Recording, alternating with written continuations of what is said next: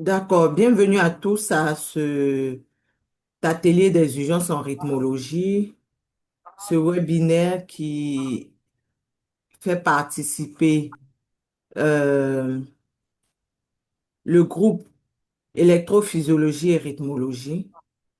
Aujourd'hui, nous sommes normalement en compagnie du professeur Yao Eman pour vous présenter ce webinaire qui va être exposé par trois rythmologues de renom. Nous avons le professeur Nguessan Jean-Jacques qui va nous parler de la resynchronisation à la stimulation de la branche gauche. Il va nous parler des indications. Il va nous faire savoir si elles ont changé. Ensuite, le professeur Adoubi viendra parler du défibrillateur automatique implantable.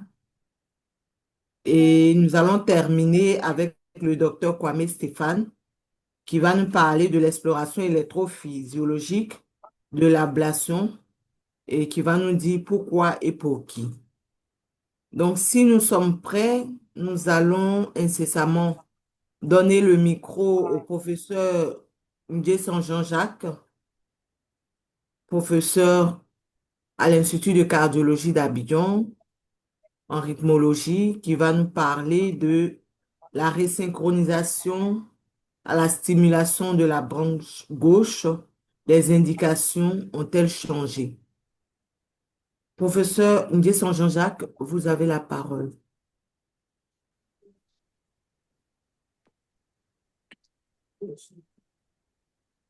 Vous m'entendez? Oui, nous t'entendons. Très bien. Est-ce que vous voyez l'écran? Je fais le partage Nous d'écran. Est-ce que voyons vous voyez? l'écran. Vous voyez l'écran? Oui. Mm. Très bien. Donc, on va débuter. Alors, je tiens à dire bonsoir à tous, chers amis. Bonsoir. Alors, merci encore, madame la modératrice. Alors, sans plus tarder, le thème qui m'a été donné de présenter est de la resynchronisation à la stimulation de la branche gauche.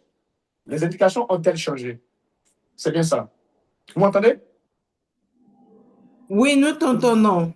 Très bien. Vas-y, professeur. Alors, la désynchronisation cardiaque a lieu au niveau du cœur en partant de l'étage atrial, intraventriculaire, au moment où il faut, lors des troubles de la conduction, au risque de compromettre l'hémodynamique qui peuvent altérer, voire même conduire au décès. Alors, il faudra corriger de la synchronisme électromécanique à l'étage atrioventriculaire lorsque nous sommes en face d'un PL long à la situation complète. Au niveau atrial, c'est la resynchronisation atriale et ventriculaire. Il faudra prévenir la désynchronisation. Puis, désynchroniser quand c'est nécessaire en cas de suffisance cardiaque systolique.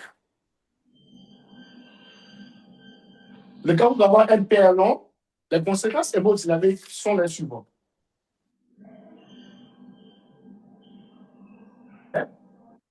Qui va être responsable d'une réduction ou suppression de la contribution atriale gauche, réduction du temps de remplissage ventriculaire, l'insuffisance mitrale diastolique, l'allongement de la durée nationale mitrale systolique, et tout ça va être à l'origine d'une non-adaptation à l'effort. Sur cette diapositive, nous montrons ici les effets hémodynamiques en cas d'un PR, dans l'allongement de l'espace PR. Ici, nous avons, lorsque le rythme est insuffisant, dans cette image, en cas de désynchronisation, c'est-à-dire allongement de la PR, vous avez une perturbation du flux transmitral. Une fois la combustion rétablie, c'est-à-dire la resynchronisation faite, alors, sur ça, vous voyez qu'on a une bonne fraction d'éjection. Autrement dit, cette fraction d'éjection va s'améliorer et améliorer l'état dynamique du patient.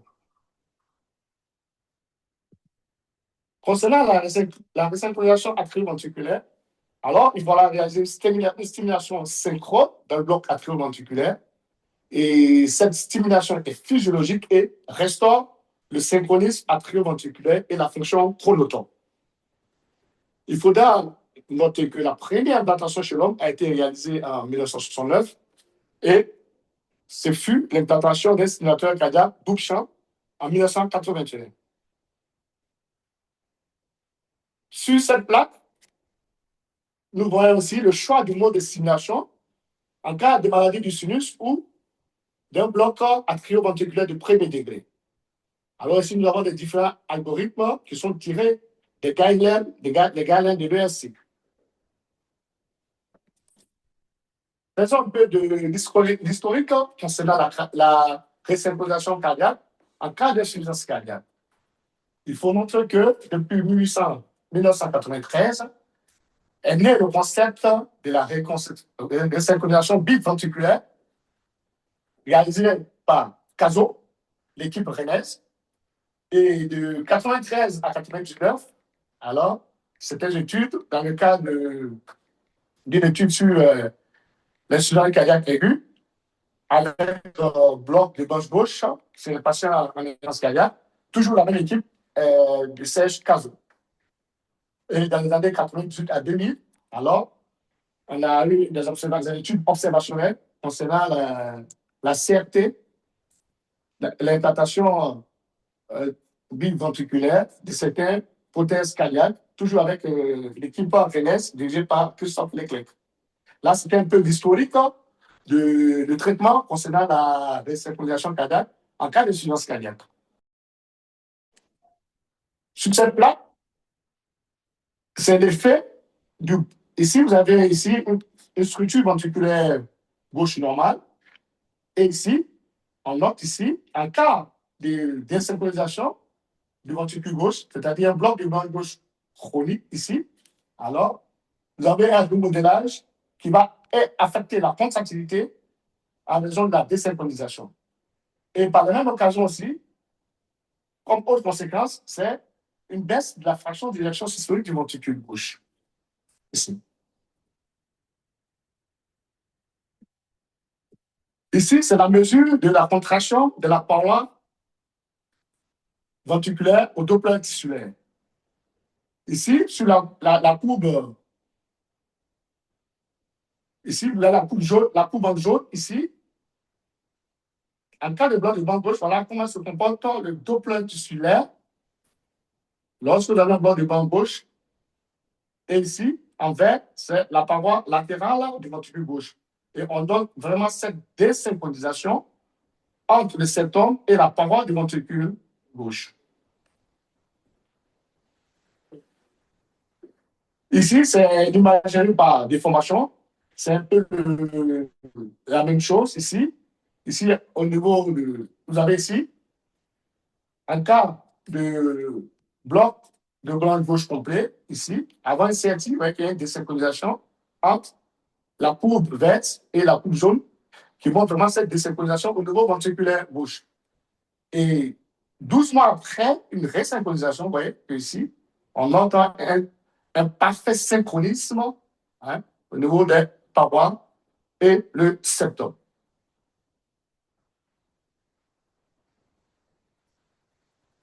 Alors, face à cette désynchronisation, il peut y avoir ce qu'on appelle le traitement adjuvant ou encore le traitement curatif de cette insuffisance cardiaque systolique qui est causée par le cœur désynchronisé. Comment identifier la désynchronisation? Idéalement, elle est mécanique, mais l'examen par clinique qui permettra de faire le diagnostic de cette désynchronisation, en pratique, c'est l'électrocardiogramme qui va apprécier la durée du QRS au-delà de 150 millisecondes et l'existence d'un bloc de bande gauche, c'est-à-dire une modification de la morphologie du QRS. Sur cette plaque, et c'est essentiellement les grandes études randomisées qui ont validé la CRTP, c'est-à-dire la resynchronisation cardiaque. Vous avez une étude de bloc HF, Miracle, Préves, Compagnon et la dite CRT. Donc, toutes ces grandes études randomisées ont validé cette prise en charge de l'insuffisance cardiaque par resynchronisation. Ici, c'est dans le New England Journal of Medicine, ici, qui fait aussi l'état des lieux concernant la prise en charge, autrement dit la prévention d'une insuffisance cardiaque par resynchronisation cardiaque chez les patients présentant une insuffisance cardiaque au stade de NYH2. Alors, il faut noter que cette prise en charge par resynchronisation cardiaque est aussi élucidée par l'ERC Guideline, surtout en 2021, qui parle de la resynchronisation cardiaque comme traitement dans l'insuffisance cardiaque, surtout lorsque, en classe 1A, vous avez un patient qui est symptomatique, en rythme sinusal, avec une fraction d'éjection inférieure à 35% et une durée de QRS supérieure à 150 millisecondes avec une modification de la morphologie QRS, c'est-à-dire un bloc de branche gauche. Alors, vous voyez que c'est en classe 1A. C'est pris en charge par resynchronisation en face, lorsque nous avons en face de nous un bloc de branche gauche complet. Ici, c'est le cas de la FA persistante avec un bloc de banc gauche et une fraction d'éjection inférieure à 35%. Alors, vous savez, c'est aussi la CRT doit être réalisée chez ces patients suivis d'une ablation du nœud artério-ventriculaire afin d'améliorer l'état hémodynamique du patient. Autrement dit, prévenir la survenue de l'insuffisance cardiaque. Ici, nous vous montrons ici la progression de l'insuffisance cardiaque selon ou non l'implantation d'une CRT. Ici, alors, lorsque un patient qui a une insuffisance cardiaque présentant un bloc de banc gauche n'est pas traité par resynchronisation cardiaque, alors l'évolution peut se faire vers la mort. Et dans ce cas, ce patient doit faire l'objet d'une resynchronisation, mais précoce. Ici, c'est la même chose. Comme on le dit ici, patient atteint d'une insuffisance cardiaque. Et cette courbe montre cette évolution de cette insuffisance cardiaque chronique sur les patients présentant un bloc de branche gauche. Alors, ce patient, s'il n'est pas traité, alors l'évolution va se faire vers la mort. Dans ce cas, il faut une resynchronisation précoce afin de prévenir l'évolution vers le décès par insuffisance cardiaque chronique ou avancée.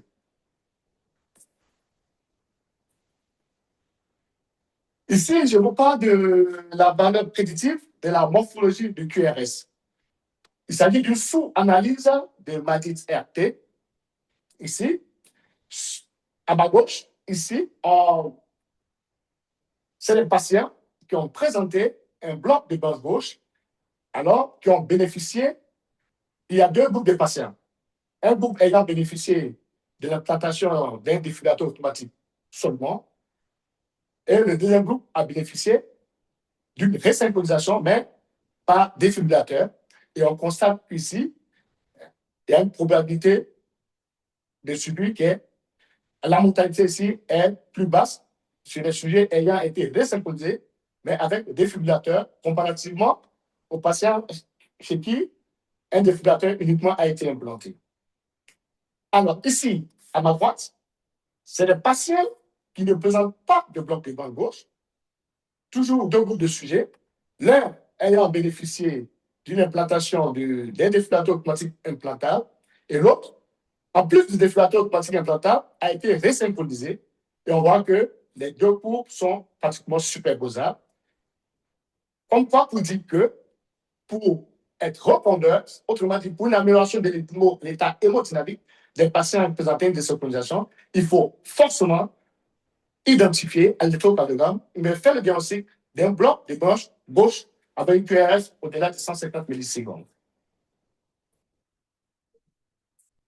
Ici, c'est l'étude Rubes qui a comparé deux groupes de sujets, des sujets non porteurs d'un bloc de branche gauche et des sujets porteurs d'un bloc de branche gauche. Alors, ces sujets, une fois resynchronisés, c'est-à-dire seuls porteurs d'un bloc de branche gauche, alors on voit ici une bonne amélioration de la fraction d'éjection, c'est-à-dire une augmentation de ces fractions d'éjection. Sur cette plaque, c'est la morphologie, c'est-à-dire le QRS avant et après la resynchronisation.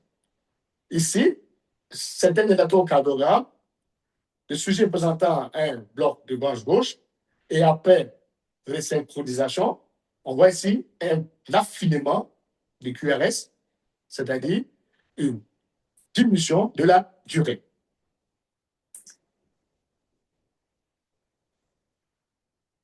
Sur cette plaque, c'est aussi, ici, les critères ici, c'est l'appréciation de la fraction d'éjection et du diamètre du ventricule gauche avant et après resynchronisation. Ici, une fois le patient est synchronisé, on voit qu'on note une augmentation de la fraction d'éjection et en même temps, on note aussi une diminution du diamètre du ventricule gauche chez ces patients.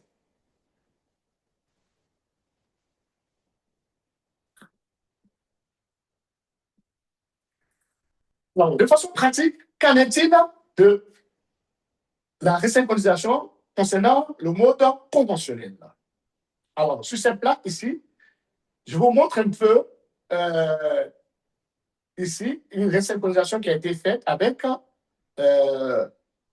c'est une bivée, et on montre ici les différents sites, la veine latérale ici, qui a été cathétérisée et dans laquelle nous avons mis la sonde ventriculaire gauche. De façon pratique, il faut dire que pour loger cette sonde ventriculaire dans l'univers latéral gauche, il faut préalablement cathétériser le sinus coronaire.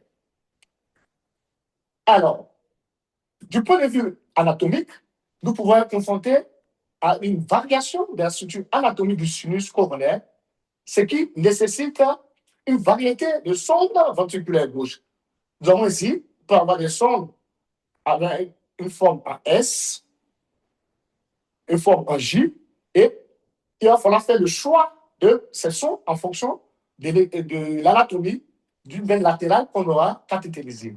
Et là, ça dénote que pour réaliser cette pratique, il faut s'assurer qu'on dispose de ces différentes sondes et par la suite faire le choix de la sonde idoine pour la veine latérale correspondant au plan anatomique.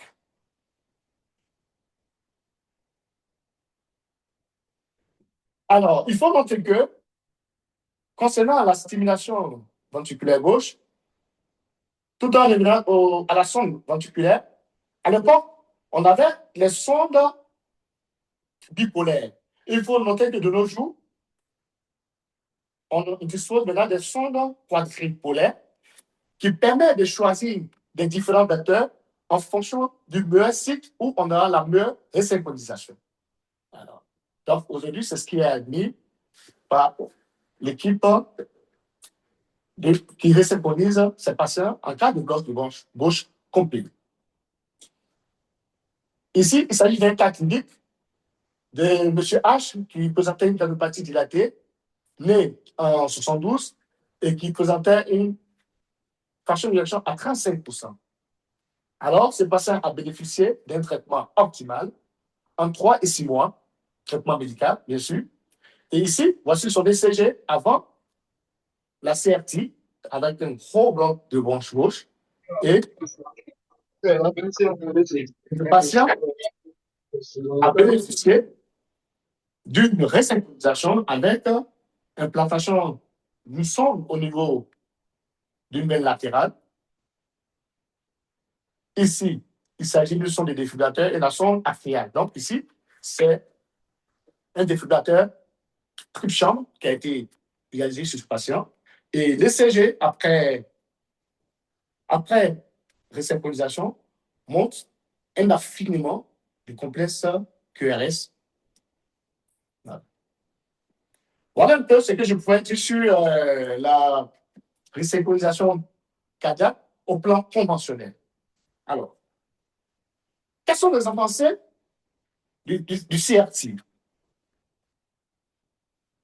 Alors, une étude a été faite et qui est apparue dans le de European Journal de 2016, l'étude centrale.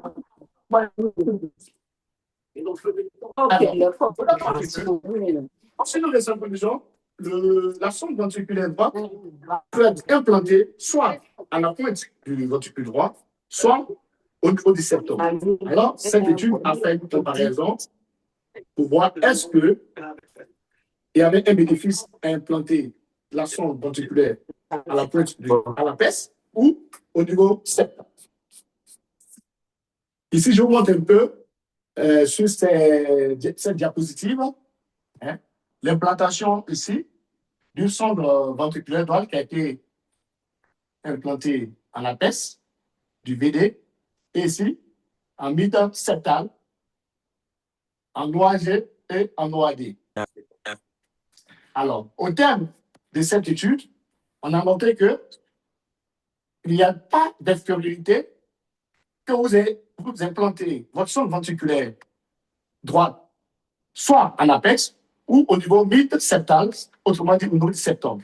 Donc, quand vous implantez une CRTD, placez la sonde ventriculaire où vous voulez, en pratique, dans une position qui vous est familière. Donc, la sonde ventriculaire droite, dans le cas d'une CRT, une CRT peut être implantée soit en mid-septal ou à l'apex du ventricule droit.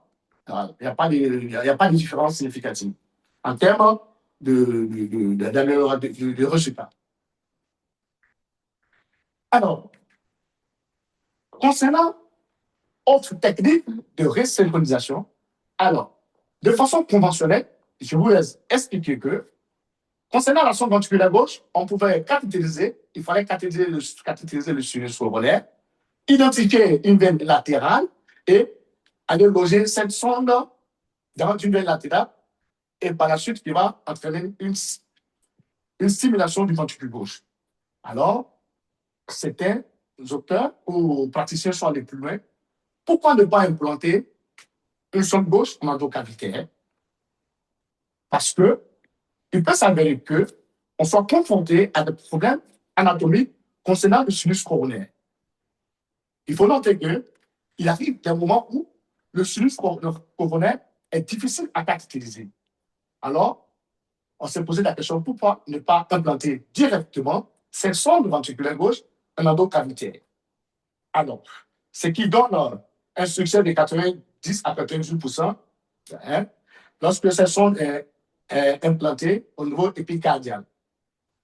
Mais sauf que cette technique a des conséquences que sont surtout, si vous allez à gauche, c'est sûr qu'il faudra anticoaguler le patient.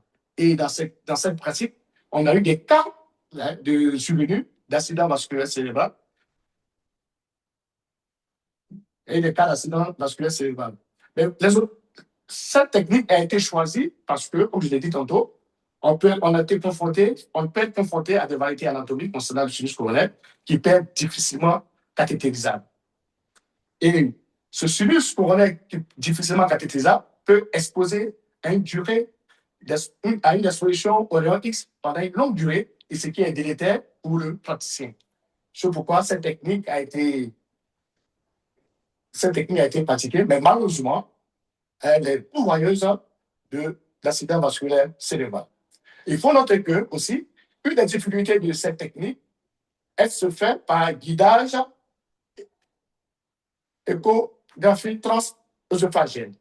Alors, je tiens à dire que l'échographie transœsophagène ne recherche pas que des végétations, mais peut aider à cette pratique qui est l'implantation directe de la sonde ventriculaire gauche en endocavitaire. Ici, vous voyez la sonde DTO guidant l'opérateur à pouvoir implanter une sonde ventriculaire gauche. Et tantôt, comme je l'ai dit, c'est une technique qui est limitée en raison du risque de survenue d'accident vasculaire cérébral et aussi d'insuffisance mitrale et aussi d'endocardite infectieuse. Si bien que cette technique n'a pas fait long feu et elle a été vite abandonnée au profit de d'autres techniques dont je vais vous en parler maintenant. Cette nouvelle technique, cette nouvelle procédure aussi va consister à la stimulation hertzienne pour éviter une stimulation ventriculaire endocavitaire. Alors, il faut dire que cette technique a vu le jour il y a moins de 10 ans de cela, alors qu'il va utiliser du matériel assez spécifique. Alors, nous avons un matériel assez spécifique, une gaine, ici, une gaine, et une sonde ventriculaire, une sonde, pardon, qui va nous permettre, une sonde de stimulation, qui va nous permettre de stimuler cette branche gauche. Alors, c'est une technique qui est couramment pratiquée, c'est la stimulation de la branche gauche. Hein. Alors, ici, je vous montre ici une image, hein, après stimulation d'une branche gauche. Ici, vous avez la sonde de stimulation ici, hein, qui permet de stimuler ce ventricule gauche. Et ici, nous avons certains critères en paire procédure qui témoignent de la stimulation de la branche gauche. Alors, nous avons ce qu'on appelle un ECG de surface, un ECG de surface qui est branché en permanence. Et lorsque, en cas de stimulation de cette branche gauche, alors on aura ce potentiel qui va apparaître, qui est témoin de la stimulation de la branche gauche. Et sur l'ECG, il faut que vous ayez en V1 cet aspect de bloc de branche droite incomplet qui témoigne de la stimulation de la branche gauche. Ici, c'est une étude qui a comparé la stimulation hertzienne versus la stimulation de la branche gauche dans le cas de la resynchronisation. Et au terme de cette étude, on a constaté que l'étude, la resynchronisation par stimulation de la branche gauche donnait de meilleurs résultats, c'est-à-dire avec un taux de succès de 90%, on a un bon affinement des QRS et un bon seuil de stimulation après implantation et également et pendant le survie. Et il n'y a pas eu de révision des sondes concernant la stimulation de la bande gauche versus la stimulation hertzienne.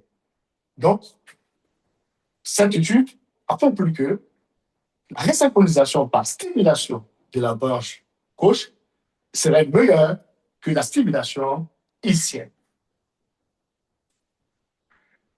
Alors, dans notre pratique quotidienne à l'Institut de cardiologie d'Abidjan, nous avons eu des cas de stimulation de la branche gauche. Ici, c'est un cas clinique concernant un patient de 48 ans.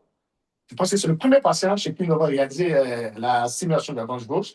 Il s'agit d'une cardiopathie dilatée avec une FMG réduite. Ici, je vous montre l'électrocardiogramme du patient avant la stimulation de la branche gauche. Ici, nous avons un gros bloc de branche gauche chez ce patient. Et ce patient a bénéficié d'une stimulation de la branche gauche dans nos laboratoires ici en hémodynamique. Et sur cette plaque, nous montrons aussi la radiographie, la radioscopie du thorax de face, montrant ici la sonde ici stimulant la branche gauche. Ici, nous avons la sonde au niveau de la paroi latérale de l'oreille droite.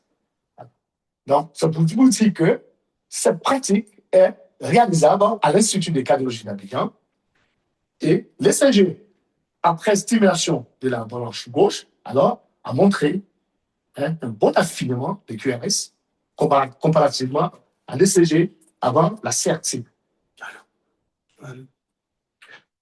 Donc, voilà, je vous dis que cette technique ici est réalisable et c'est une réalité à l'Institut de cardiologie d'Abidjan.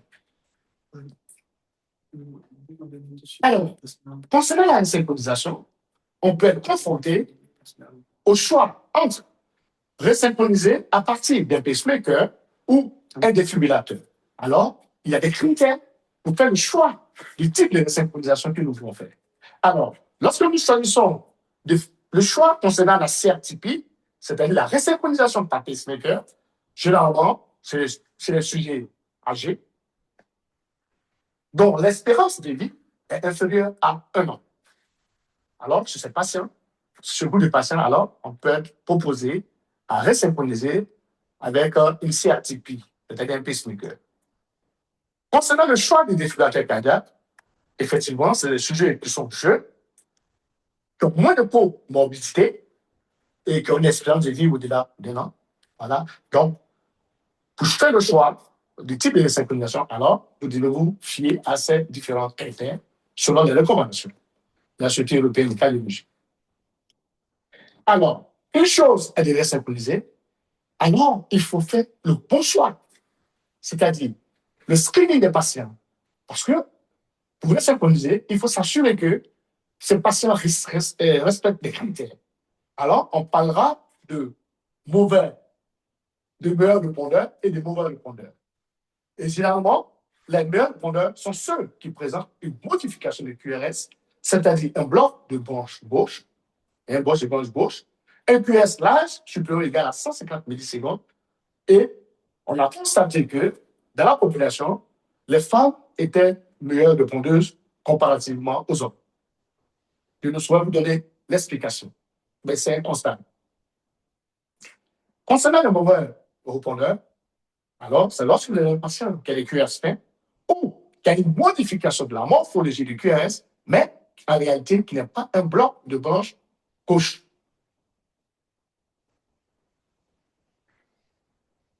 Alors, que pouvons-nous dire en termes de cette présentation?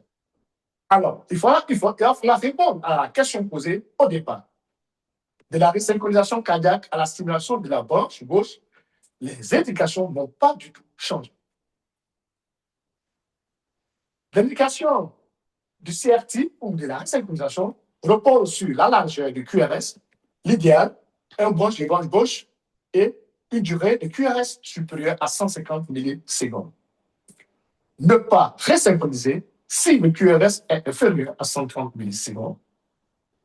L'échocardiographie n'a pas sa place dans la sélection des patients. L'échocardiographie a toute sa place dans le suivi de la resynchronisation. La resynchronisation conventionnelle est encore basée sur le couple A3. Oreille droite, ventricule droit, sinus coronaire. La CRT par stimulation de la branche gauche est admise de nos jours et est réalisable à l'Institut de cardiologie d'Abidjan. N'oubliez pas, la CRTP chez les sujets âgés, surtout si ces sujets présentent une cardiopathie dilatée. Je vous remercie de votre attention.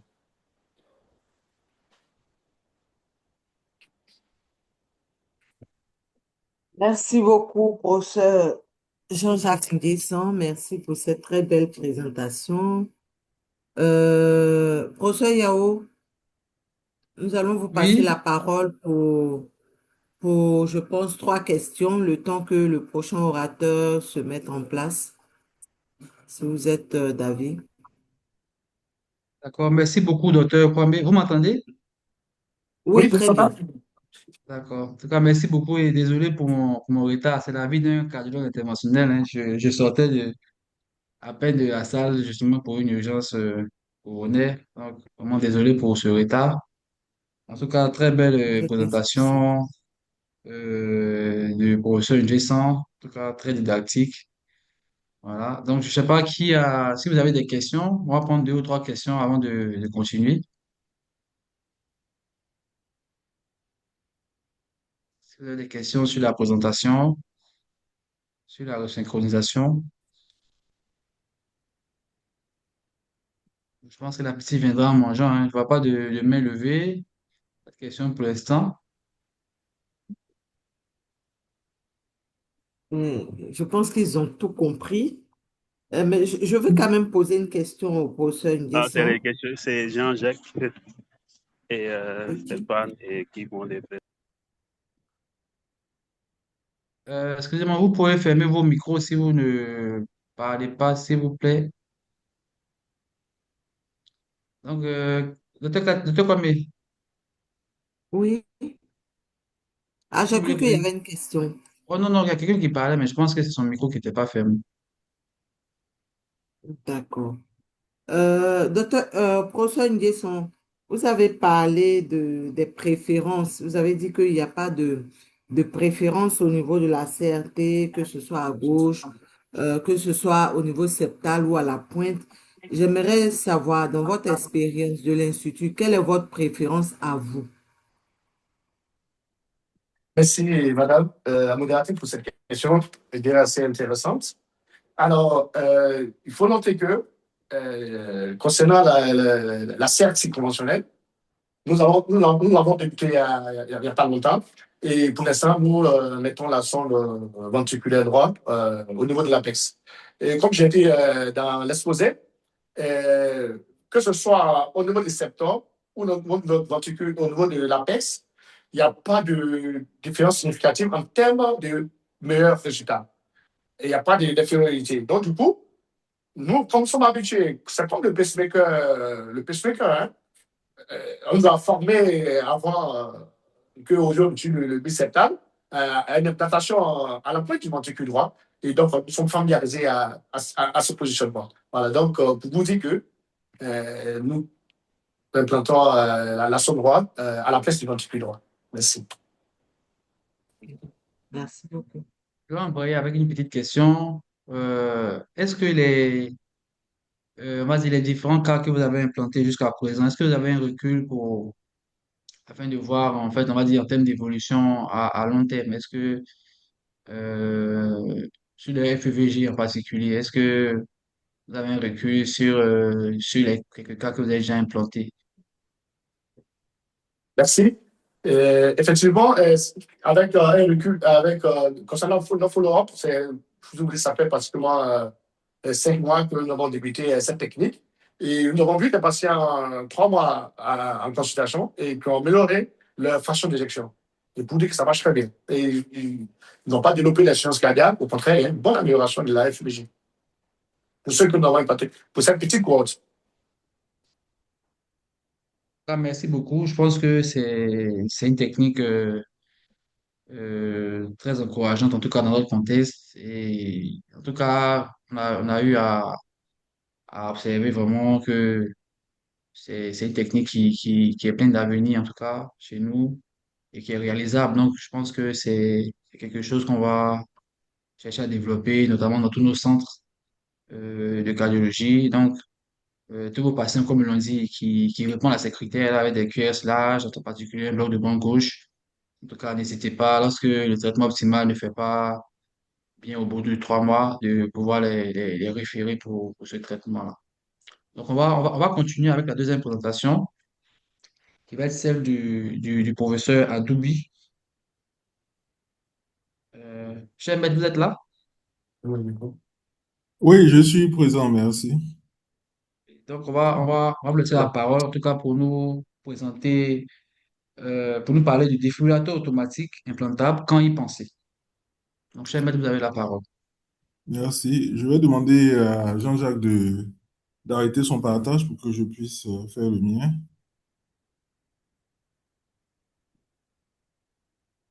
Merci.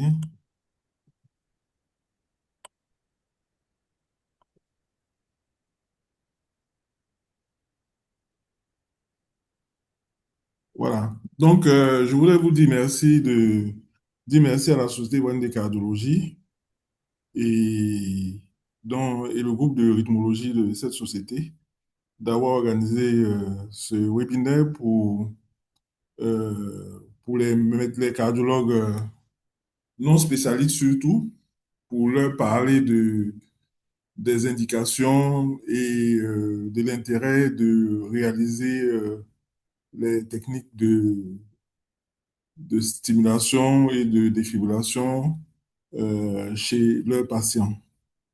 Alors, le défibrillateur automatique implantable, quand y penser, euh,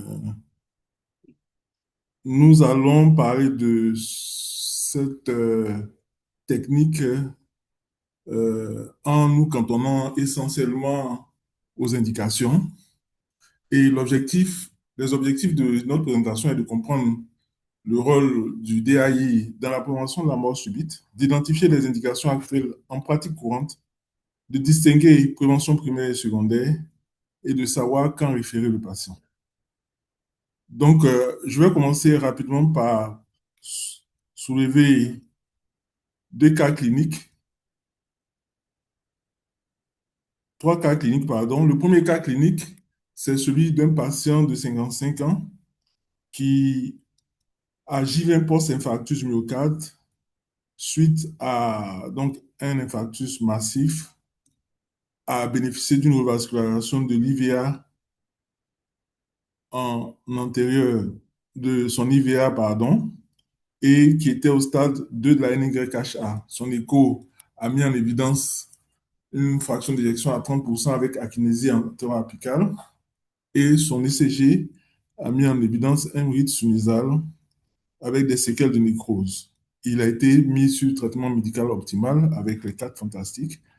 La question est de savoir, ce patient-là, est-ce que on le resynchronise, oui ou non? Le deuxième cas clinique, c'est celui d'une dame de 42 ans qui présentait des signes d'insuffisance cardiaque et l'échocardiographie a mis en évidence une cardiopathie ventriculaire non dilatée. Et chez elle, il y avait des antécédents de mort subite dans sa famille. À l'âge de 45 ans, son père est décédé, donc subitement à l'âge de 45 ans. Et elle a fait un épisode de syncope inexpliquée récente. Alors, on l'a évaluée. Elle avait une fraction d'éjection à 42%. Et au Holter ECG, on a objectivé des salves de TVNS, de tachycardie ventriculaire non soutenue. Alors, cette patiente-là, est-ce qu'on lui implante un défibrillateur, oui ou non? Le dernier patient, c'est un patient de 82 ans qui a présenté une insuffisance cardiaque ischémique et avec un score de fragilité extrêmement élevé, un score de Fried élevé, avec une fraction d'éjection à 25% et avec de nombreuses comorbidités, notamment il présente une insuffisance rénale sévère avec un débit de filtration glomérular inférieur à 30 millilitres par minute et il a été l'objet de plusieurs hospitalisations. Alors, ce patient-là, euh, est-ce qu'on l'implante, oui ou non? Alors, je me suis basé sur les recommandations ESC 2022 sur la prise en charge, le management donc, des troubles du rythme ventriculaire et la prévention de la mort subite, mais aussi et surtout du nouveau consensus qui va sortir, je pense, à l'HRS de cette année euh, et qui a été mis déjà euh, à l'appréciation du public depuis septembre 2025, qui, qui statue sur les, le défibrillateur, le pacemaker et euh, le management des sondes et leur extraction. Alors, avant de parler donc des indications, il faut savoir ce que c'est que la mort subite au point de vue épidémiologique et de prise en charge actuelle. Au point de vue épidémiologique, il faut savoir qu'aux États-Unis, 300 000 à 400 000 décès surviennent de façon subite. Donc, on a 300 à 400 000 morts subites. Et parmi ces 300 000 à 400 morts subites, 70 à 80% sont liés à une tachycardie ventriculaire, une fibrillation ventriculaire. Et la survie globale suite à une mort subite est inférieure à 10% sans intervention précoce. Et le défibrillateur automatique va réduire la mortalité subite de 20 à 35% selon l'indication, ce qui est énorme. Et qui fait la mort subite le plus souvent sont les patients avec cardiopathie structurelle et facteurs de risque. Alors, quand on regarde ces cardiopathies structurelles, la cardiopathie ischémique vient en première position avec 60% de cas. Ensuite, on a les cardiopathies non ischémiques dans 30% des cas. Et enfin, on a les canalopathies dans 10% des cas. Il faut savoir que les canalopathies touchent surtout les patients de plus de 35 ans. Les cardiopathies non ischémiques entre 35 et 65 ans et les cardiopathies ischémiques chez les patients de plus de 65 ans. Et il faut distinguer prévention primaire et prévention secondaire. On parle de prévention primaire lorsque le patient est généralement asymptomatique du point de vue rythmique et n'a jamais eu donc fait de troubles du rythme ventriculaire confirmés et graves, notamment jamais de tachycardie ventriculaire, jamais de fibrillation ventriculaire ou de mort subite. C'est rythmique, c'est pratiquement la même chose. Et on parle de prévention secondaire quand le patient a déjà fait ce type de trouble du rythme, notamment on parle de ceux qui sont suivants d'un arrêt cardiaque par fibrillation ou tachycardie ventriculaire, ceux qui ont fait des tachycardies ventriculaires soutenues, le plus souvent mal tolérées, hors des causes réversibles. Alors, concernant les indications en prévention secondaire, il est indiscutable que en prévention secondaire, lorsque vous avez un patient qui a fait un arrêt cardiaque récupéré ou une tachycardie ventriculaire soutenue mal tolérée, à l'exclusion des causes aiguës, comme par exemple une ischémie aiguë, notamment au décours d'un infarctus à la phase aiguë dans les 48 heures ou à l'occasion d'un désordre hydroélectrolytique, c'est quand on exclut ces patients-là, l'indication est de classe 1 et de niveau A dans l'indication d'implantation du défibrillateur automatique implantable. Donc, il faut implanter à ces patients-là qui présentent une cause une cause d'arythmie cardiaque non réversible, un défibrillateur automatique implantable parce qu'ils sont à risque de refaire euh, une arythmie ventriculaire et dans ce cas-là, ils peuvent en mourir. Concernant les indications en prévention primaire, le cas est beaucoup plus nuancé. Nous allons voir d'abord les indications primaires dans la cardiomyopathie ischémique, ensuite dans la cardiomyopathie non ischémique et dans les canalopathies apparentées. Et c'est là que les choses ont changé dans les dernières recommandations. Depuis près de 20 ans, la fraction d'éjection a guidé les indications en prévention primaire, que ce soit dans les cardiopathies ischémiques et dans la cardiomyopathie ischémique. Et ces indications-là sont sorties d'études comme MADID2 ou SCODEFT qui ont mis en évidence qu'avec une fraction d'éjection inférieure à 35%, le défibrillateur apportait un bénéfice significatif de 25 à 35% de suivi chez les patients qui en étaient porteurs. Et donc, à partir donc, de ces études MADID2 SCODEFT, chez les patients qui avaient une fraction d'éjection inférieure à 35%, et c'était essentiellement la fraction d'éjection qu'on regardait, ces patients avaient un bénéfice en termes de suivi comparatif à ceux qui n'en portaient pas. Mais dans la cardiomyopathie ischémique, on a affiné au fil du temps ces indications. Notamment, on a constaté, et ça c'est l'étude dynamique qui l'a constaté, qu'à la phase aiguë de l'infarctus du myocarde, c'est-à-dire entre J0 et J40, le défibrillateur n'apportait pas de bénéfice significatif chez ces patients-là. Donc, le défibrillateur automatique n'est pas indiqué entre J0 et J40 chez les patients qui viennent de faire un infarctus myocarde avec une fraction d'éjection altérée. Il faut faire une réévaluation médicale à J40 pour voir s'ils peuvent bénéficier donc de l'indication d'un défibrillateur. Et il y a indication de pose des défibrillateurs lorsque la fraction d'éjection est inférieure à 35% avec un YHA de 2 ou 3, ou lorsque la fraction d'éjection est inférieure à 30% avec un YHA à 1.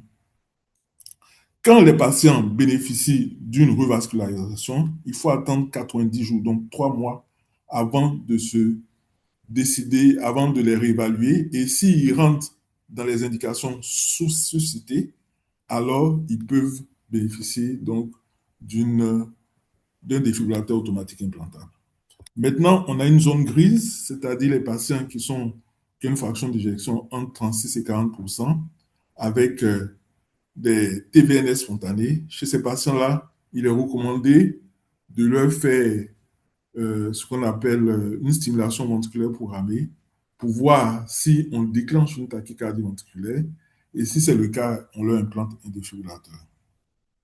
Donc, il y a une zone rouge où il ne faut rien faire et chez ces patients où il ne faut rien faire, dans les pays développés, on leur fait porter ce qu'on appelle la live vest pour les mettre en sécurité. Et puis, à partir de J40 ou J90, selon qu'ils ont été revascularisés ou non, on les réévalue et on voit s'ils peuvent bénéficier d'un défibrillateur ou non. Dans la cardiomyopathie non ischémique, les choses ont beaucoup changé. L'analyse de l'étude Profit qui a porté sur 140 000 patients nous a permis de confirmer que le défibrillateur seul, la fraction d'éjection seule, pardon, ne suffit pas pour indiquer qu'un patient a besoin d'un défibrillateur. Pourquoi? Parce que cette étude a montré, notamment, bien qu'il s'agisse des cardiopathies ischémiques, que dans les patients qui avaient une fraction d'éjection inférieure à 30%, il y avait des patients qui ont été implantés dont l'implantation était inutile et il y avait des patients qui avaient des hauts risques de décès non arythmiques, donc qui n'avaient vraiment pas besoin de défibrillateur. Et il y a des faux négatifs, donc il y a des patients qui avaient une fraction d'éjection supérieure à 35%, mais qui faisaient des morts subites malgré le fait qu'ils avaient une fraction d'éjection au-dessus de 30%. Donc, il y avait des faux positifs et des faux négatifs. Et donc, le défibrillateur, la fraction d'éjection inférieure à 35% ne doit pas être le seul marqueur dans les cardiopathies non ischémiques. Il y a aussi l'étude Danish, qui est une étude danoise, comme son nom l'indique, qui a montré que la prise en charge des patients en termes de traitement médical optimal diminue de façon considérable le risque rythmique quand ces patients sont pris en charge de façon optimale avec un traitement avec les quatre fantastiques. Notamment, le risque rythmique diminue de façon importante et le remodelage inverse se fait et les patients peuvent gagner jusqu'à 10 à 20% de fraction d'éjection et donc vont sortir dans les 6 mois à 1 an de la zone grise de la zone d'indication de défibrillation. Donc, si par exemple vous avez un patient qui vient avec 25% et qu'il est bien pris en charge, sa fraction d'éjection peut passer de 25% à 40% et il peut sortir complètement donc de la zone d'indication de défibrillation et il peut faire aussi beaucoup moins de rythme. Donc, la fraction d'éjection seule ne suffit plus. Il faut faire une évaluation hémodynamique. Il faut aussi regarder il faut faire aussi une évaluation tissulaire, génétique et évaluer aussi ses comorbidités pour prendre une décision quant à la pose du défibrillateur chez lui. Avant 2023, on regardait les cardiomyopathies selon la fraction d'éjection et la dilatation cavitaire. Mais après 2023, il y a eu des recommandations qui ont montré que dans les cardiomyopathies, il n'y avait pas seulement des cardiomyopathies dilatées, mais il y avait des cardiomyopathies non dilatées, des cardiomyopathies ventriculaires gauches non dilatées. Et ces cardiomyopathies ventriculaires gauches non dilatées étaient associées à des fibroses importantes qui pouvaient être mises en évidence par l'IRM grâce au rehaussement tardif au gadolinium. Et chez les patients qui présentent donc une fibrose extensive ou des marqueurs génétiques, l'implantation du défibrillateur automatique est justifié, même avec une une fraction d'éjection ventriculaire gauche supérieure à 50%. C'est ainsi que, par exemple, du point de vue génétique, les patients qui ont une expression du gène LMNA ou le gène phospholabam ou la filamine C sont à risque de faire des morts subites, même avec des fractions d'éjection au-dessus de 45%. Et donc, ces patients-là, il faut considérer leurs indications en fonction donc de leur profil génétique. Concernant la cardiomyopathie hypertrophique, la cardiomyopathie hypertrophique, vous savez qu'il y a un score qui permet donc d'évaluer le risque des patients qui présentent une cardiomyopathie hypertrophique. Et quand le risque est supérieur à 6% à 5 ans, selon ce score, alors il y a une indication de défibrillation. Donc, chez les patients qui ont un risque supérieur ou égal à 6%, il faut leur mettre un défibrillateur. Mais quand le risque est intermédiaire et vous avez un de ces scores qui est vraiment présent et important, il faut aussi euh, leur indiquer un défibrillateur. Notamment, lorsque l'épaisseur pariétale est supérieure à 30 mm, lorsque il y a des syncopes inexpliquées récentes, lorsqu'il y a un antécédent de mort subite familiale à moins de 5, chez les ascendants à un âge inférieur à 50 ans, lorsqu'il y a un anévrisme apical du VG, ou bien lorsqu'il y a une fibrose extensive avec un rehaussement tardif supérieur à 15%, donc s'il y a une fibrose de plus de 15%, une fraction inférieure à 50%, une fraction d'éjection ventriculaire inférieure à 50%, ces patients-là doivent bénéficier d'un défibrillateur. Donc, vous voyez que dans les cardiomyopathies hypertrophiques, les indications de défibrillateur sont relativement larges.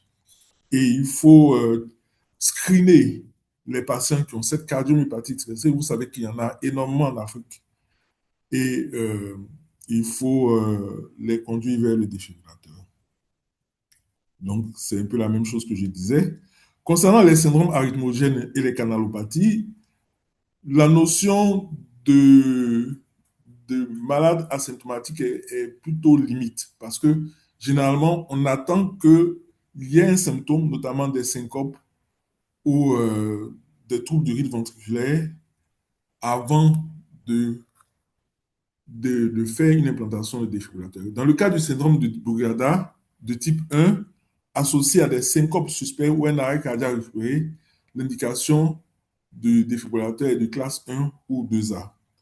Chez les patients qui présentent un syndrome de QT long, le défibrillateur est réservé aux syncopes récurrentes ou des arrêts cardiaques suivants malgré une dose maximale de bêta-bloquant ou lors d'une intolérance médicamenteuse, mais aussi dans certains types de syndrome de QT où le profil indique effectivement l'implantation d'un défibrillateur.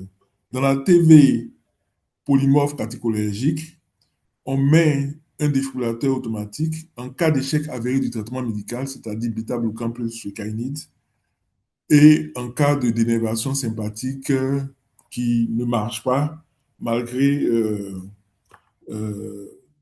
ce traitement. Donc, il faut donc leur mettre un défibrillateur.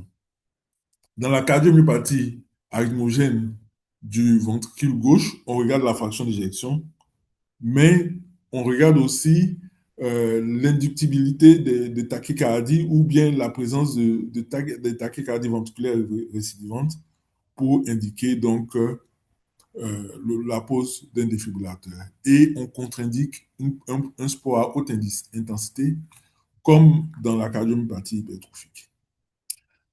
Le défibrillateur a aussi des contre-indications, il faut les connaître. D'abord, il y a cette étude Comfort qui a montré que les patients qui présentaient des risques, des facteurs de risque élevés, notamment un âge supérieur à 75 ans, une insuffisance rénale chronique, un score de fragilité élevé ou un diabète euh, non contrôlé, et donc qui avait un risque de décès non arrêté multiplié par 4, n'avaient pas besoin de défibrillateur parce que chez ces patients, l'espérance de vie était relativement courte. C'est vrai, le défibrillateur ne sauve qu'une vie que si un patient ne succombe pas à une autre cause en premier. Donc, il faut regarder les autres causes. Si votre patient est très fragile et est à risque de décès, c'est une contre-indication à lui mettre un défibrillateur. Le défibrillateur n'est pas indiqué chez les patients dont l'espérance de vie avec une bonne capacité fonctionnelle est inférieure à 1 an. Donc, le défibrillateur a une fenêtre dorée. D'accord? Quand on ne met pas le défibrillateur trop tôt, c'est-à-dire quand il y a une cause réversible, notamment ou quand il y a un post-infarctus inférieur à 40 jours et aussi, ni trop tard, c'est-à-dire quand le patient est NYHA4, quand la mortalité non arythmique est dominante ou quand il y a une fragilité extrême. Et il y a une fenêtre où on peut mettre le défibrillateur. Donc, il faut discuter de l'indication selon cette fenêtre-là. Le défibrillateur choisi dépend de nos possibilités. Il faut dire qu'ici, nous avons seulement le défibrillateur transveineux. Mais le problème du défibrillateur transveineux, c'est la sonde, parce elle occasionne 10% de complications, notamment les ruptures de sonde, les infections, qui sont les principales, et puis les chocs inappropriés. Alors, il y a d'autres types de défibrillateurs qui existent, mais qui coûtent extrêmement cher, qui ne sont pas à notre disposition ici. C'est le défibrillateur sous-cutané. Mais le problème du défibrillateur sous-cutané, c'est que il ne fait que choquer. Il ne peut pas faire de stimulation antitachycardique comme le défibrillateur transveineux. Et il ne peut pas faire de stimulation post-choc comme le défibrillateur transveineux. Donc, il est un peu limité et la détection est beaucoup plus difficile puisque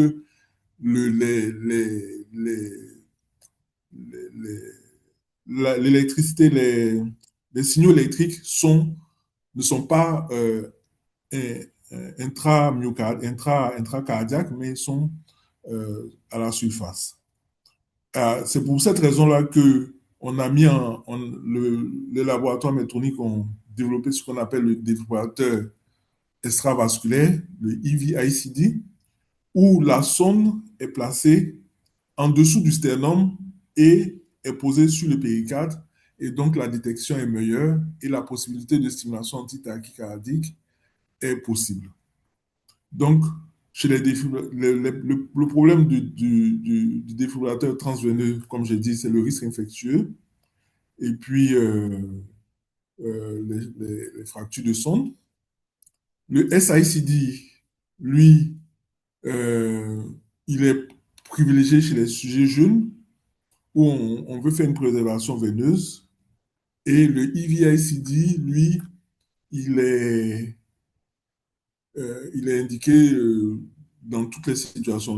Le problème, c'est la technique opératoire qui est un peu plus à risque et le coût qui est beaucoup plus élevé que les deux autres types de défibrillateurs. Donc, concernant le cas clinique, le premier patient qui est à J20 post-infarctus doit bénéficier d'une mise en observation jusqu'à J45 et à J45, on se rend compte que sa fraction est à 32%, donc inférieure à 35%. Dans ce cas-là, il faut lui poser un défibrillateur automatique implantable, même avec sous-traitement médical optimal. Chez la patiente qui présente une cardiopathie ventriculaire non dilatée, avec des antécédents de mort subite et une fraction d'éjection à 42%, on a vu que ce n'est pas le seul critère, la fraction d'éjection ne doit pas être le seul critère. Donc, on va regarder son IRM. On se rend compte que c'est une patiente qui a et sa génétique.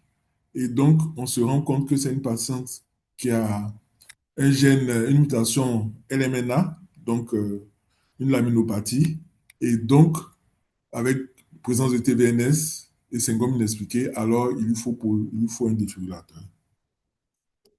Par contre, ce sujet de 82 ans qui est insuffisant cardiaque terminal, qui est insuffisant rénal, qui a une fragilité extrême, il faut éviter de lui mettre le défibrillateur et il faut le orienter vers les soins palliatifs cardiaques. Alors, quel message retenir? Arrêt cardiaque ou TV soutenu, indication absolue post-coronarographie. Fraction d'éjection inférieure à 35% dans le post-infarctus du myocarde, persistance après 3 mois de traitement médical optimal. Indication des défibrillateurs. Il faut référer donc à votre électrophysiologiste, c'est ce type de patient. FEBG entre 36 et 50%. Drapeau rouge tristiculaire. Il faut demander un IRM, évaluer aussi éventuellement si vous pouvez rechercher les mutations génétiques. Hypertrophie ventriculaire gauche, donc cardiomyopathie hypertrophique. Regardez, calculez le score, regardez la taille du septum interventriculaire. Fenêtre dorée pour tous les patients, ne pas faire le défibrillateur trop tôt, donc dans les causes réversibles ou bien en infarctus aigu à la phase aiguë, ou bien trop tard chez les sujets fragiles. Donc voilà mes messages concernant donc le défibrillateur chez nos patients. Nous vous remercions. Merci, cher maître, professeur Adoubi, pour votre brillante présentation. En tout cas, c'est toujours aussi captivant de vous écouter, de vous écouter un peu démystifier, on va dire, la rythmologie, la stimulation cardiaque sur des sujets relativement complexes que vous arrivez à chaque fois à simplifier. En tout cas, merci beaucoup pour cette brillante présentation. En tout cas, ce sujet sur les DAI là, nous intéresse au plus haut point, en particulier moi qui suis cardio interventionnel, parce que on a vu que l'une des premières causes de mort subite, si ce n'est la première cause, ce sont les cardiopathies ischémiques. Et donc, c'était d'ailleurs le thème du congrès de la Société camerounaise de cardiologie sur la mort subite. Donc, on voit clairement aujourd'hui l'intérêt de faire une approche multiparamétrique de ces patients-là dont les paradigmes changent. Donc, sur le critère de la FEVG qui est plus validé. Également, j'ai bien aimé la fenêtre dorée. Donc, on va retenir aujourd'hui qu'il y a une fenêtre dorée, un moment particulier où il faut pas rater. Et je pense que beaucoup de nos patients se trouvent dans cette fenêtre-là. Et parfois, c'est peut-être, on va crever l'abcès, c'est peut-être parfois le coup, mais je pense que beaucoup de nos patients aujourd'hui sont éligibles et parfois, le coût n'est que souvent une limite, mais parfois c'est un prétexte parce que souvent on ne leur propose même pas ça. On ne leur propose même pas les défibrillateurs. Parfois, ils peuvent le faire. Il y a beaucoup de patients qui ont pu le faire. Je pense donc que c'est vraiment intéressant cette présentation. Je vais laisser Dr. Kwame Kati un peu conduire les questions. Sinon, on va prendre deux ou trois questions, deux questions, et puis continuer avec la troisième présentation. D'accord, d'accord, professeur. Donc, on va essayer de prendre deux ou trois questions par rapport à cette présentation qui a été très claire, je pense, mais qui peut susciter quand même des éclaircies. Nous attendons 5 minutes, les mains levées. Bonjour. Oui, bonjour, Monsieur Wali Niang, c'est ça? Oui, oui, c'est ça. C'est Dr. Walignan, je suis cardiologue à l'hôpital principal de Dakar. D'accord. Et J'avais j'avais deux questions pour notre maître, le professeur Adoubi. Ben, la première, c'est concernant la CMH, les indications de défibrillateur dans le cadre d'une prévention primaire dans la cardiomyopathie hypertrophique. Je voudrais lui demander si dans son centre, ils sont plutôt pour les recommandations européennes ou américaines, sachant que les recommandations américaines sont beaucoup plus agressives. Ça, c'est la première. Et la deuxième, c'est toujours dans la CMH pour le risque intermédiaire. Alors, dans les facteurs qui peuvent aider à discuter l'indication d'un DAI, je ne sais pas si je n'ai pas fait attention, mais le profil tensionnel anormal à l'effort, ça reste un item à évaluer. Je ne sais pas si c'est encore d'actualité parce que je ne sais pas si c'est par inattention, je ne l'ai pas entendu. Merci. Merci beaucoup.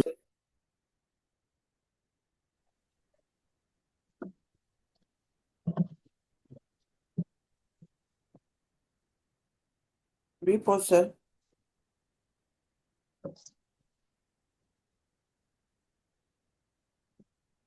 Professeur Adoubé. Vous Oui, avez coupé votre micro pour ça. Voilà. oui, pardon. Je dis, je n'ai pas bien saisi la première question. Docteur Wali, vous pouvez Oui, répéter votre question? Alors, je lui demandais si dans son expérience et dans son centre, est-ce qu'ils sont plutôt pour les recommandations américaines ou européennes, sachant que les recours américaines sont beaucoup plus agressifs sur les indications de DAI dans le cadre d'une prévention primaire dans la CMH. C'était ça la oui, première. c'est ça. Donc, concernant ces recommandations, effectivement, nous, on regarde plus les recommandations américaines. Pourquoi? Parce qu'on se dit, généralement, les recommandations européennes finissent généralement par rejoindre les recommandations américaines. C'est-à-dire que de plus en plus, on est... Regardez un peu l'hypertension artérielle. On avait des recommandations concernant l'objectif thérapeutique qui étaient beaucoup plus élevés chez les Européens. Et puis finalement, ils ont rejoint les Américains dans les objectifs. Donc, on se dit qu'au final, au final, en termes de... Ce sont les recommandations américaines qui sont les plus... C'est vrai qu'ils sont plus... ils sont plus agressifs, mais c'est eux chez qui on apporte le plus de bénéfices. Donc, dans tous les cas, nous, on regarde les recommandations américaines et puis on, on fait la proposition des défibrillateurs selon ces recommandations. Maintenant, le patient, en fonction de ses moyens, réagit et voilà. Ouais. Voilà. Merci, Maintenant, merci. concernant Mhm. la, Maman, elle est pas là. la, Laisse-la aussi. je dis la simulation, l'épreuve d'effort où on voit une non-élévation de la pression artérielle, Oui.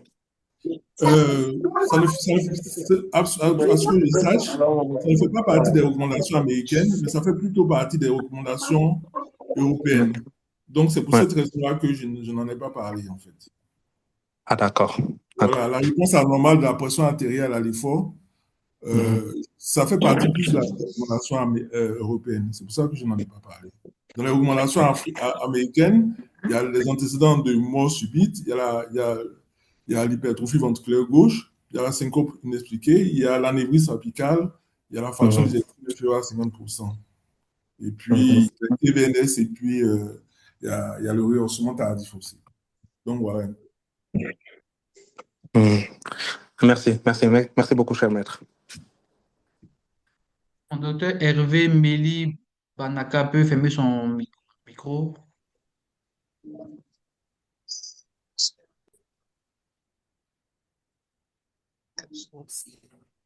Est-ce qu'il y a encore d'autres questions? Sinon, nous allons passer. Moi, j'ai une question quand même pour le professeur Adoubi. Professeur, vous avez dit que la DAI n'est pas indiquée chez les patients dont la durée de vie, l'espérance de vie est faible, bon, voire moins d'un an. Et pour preuve, il y a eu le cas clinique 3. Voilà. Est-ce que vous pensez pas que, quand bien même on a dit que il y a une espérance de vie qui est assez courte, est-ce qu'en mettant le DAI, on ne pourrait pas rallonger cette espérance de vie quand on sait qu'il a une cardiomyopathie dilatée et que cette resynchronisation-là pourrait améliorer sa fréquence, sa fraction d'éjection? Merci. Il y a deux choses à savoir. Bon, son espérance de vie est courte, certainement pas à cause de sa cardiomyopathie, enfin, à cause de son rythme rythmique, mais surtout à cause des comorbidités associées. S'il fait une insuffisance rénale terminale, et il n'est pas dialysé, ou bien s'il a un cancer au stade terminal, c'est difficile de décider. Mais il ne faut pas oublier que le défibrillateur automatique implantable n'est pas anodin. Quand on met un défibrillateur automatique implantable, le risque de faire des complications est beaucoup plus élevé chez les patients qui ont notamment une insuffisance rénale. Notamment, le risque infectieux est très élevé. Le risque aussi au niveau des sondes, de fracture de sonde est élevé. Donc, le taux de complication peut atteindre 10 à 15%. Donc, plus vous avez un malade difficile, plus vous augmentez le risque de faire des complications chez ces patients-là. Donc, autant ne pas lui mettre un défibrillateur qui va lui créer tous les problèmes avant sa mort. Il faut viser la qualité de vie en fin de vie plutôt que vouloir à tout prix la suivi du patient dans une très mauvaise qualité de vie. Merci, Bonjour, professeur. bonjour à tous. Alors, bonjour, professeur Yao, professeur Kwame. Excusez-moi, professeur Adoubi, excusez, il y a eu une intrusion, comme vous avez dû le remarquer, de quelques groupes donc Oui, mais étrangers. ce n'est pas un problème. Je t'ai dit que ce n'était pas un problème. Alors, moi, j'avais juste un petit commentaire par rapport à la suite de ce que le professeur Adoubi a dit. Parce qu'à un moment donné, je pense que la mort subite, ça peut être une belle mort, quoi. C'est-à-dire, si on traîne des comorbidités, des tares, etc., la mort subite peut être une belle mort. C'est pour cela qu'il faut éviter l'acharnement thérapeutique. Moi, je me rappelle toujours du cas d'un patient, c'était en Europe, qui m'avait dit ça. Parce qu'on voulait lui mettre un défibrillateur, il était polygreffé, en insuffisance rénale chronique dialysé, on voulait lui mettre un DEF. Il me dit, mais ce qu'on veut me mettre là, c'est pourquoi?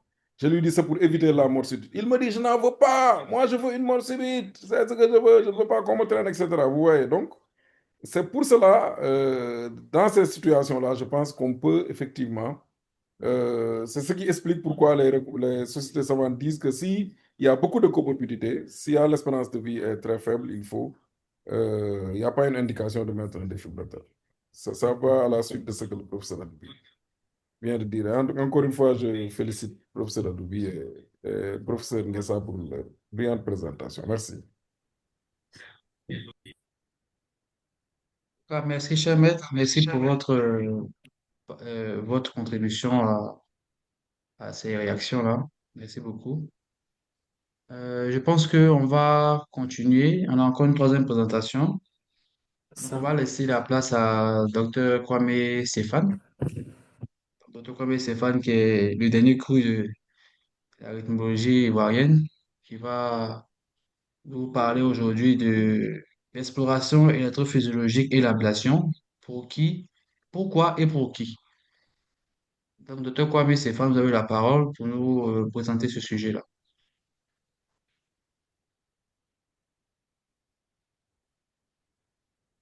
Professeur Yao, il faut dire que Dr. Kwame Stéphane a 20 minutes.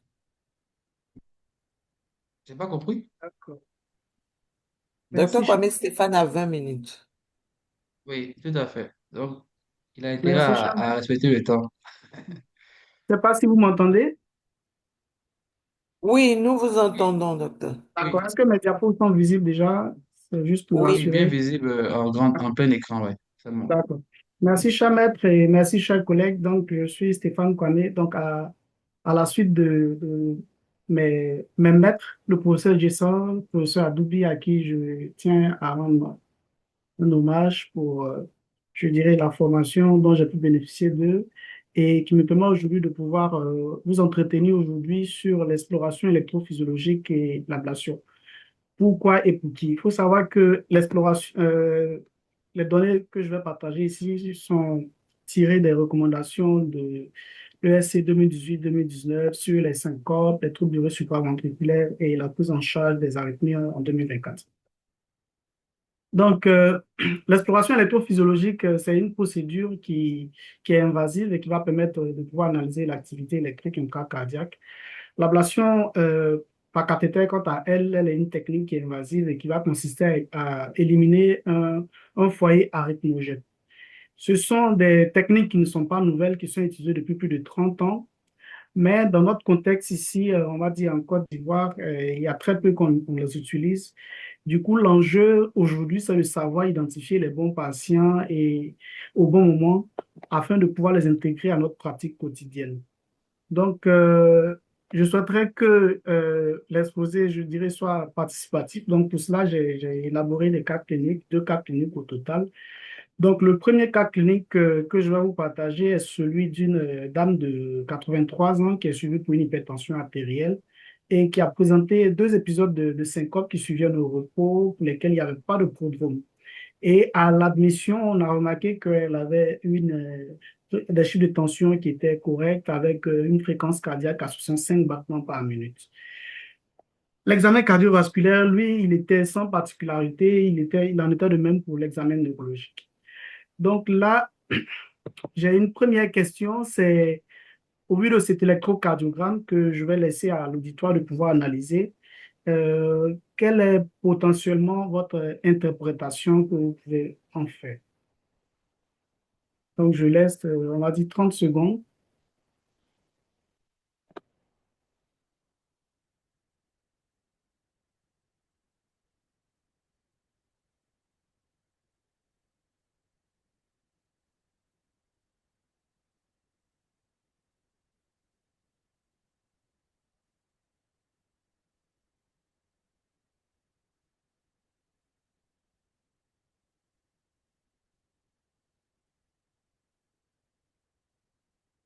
Donc j'ai formulé des propositions de réponse.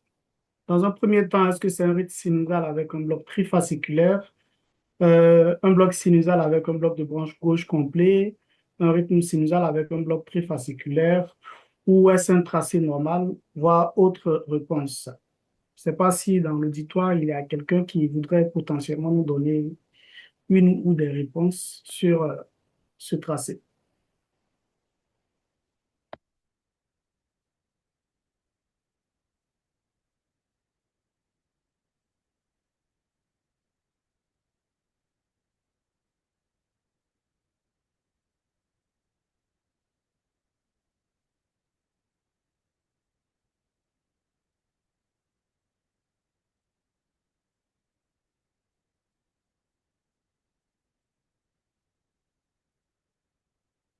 On m'entend très bien, j'espère. On vous entend très bien, allez-y. Très bien, ouais. Très D'accord. bien, Blaise. Donc, oui, oui, OK. merci. Donc, bon, comme je n'ai pas de proposition de réponse, euh, je vais remettre l'électrocardiogramme. Euh, Peut-être que certains n'ont pas pu le voir, donc je le remets.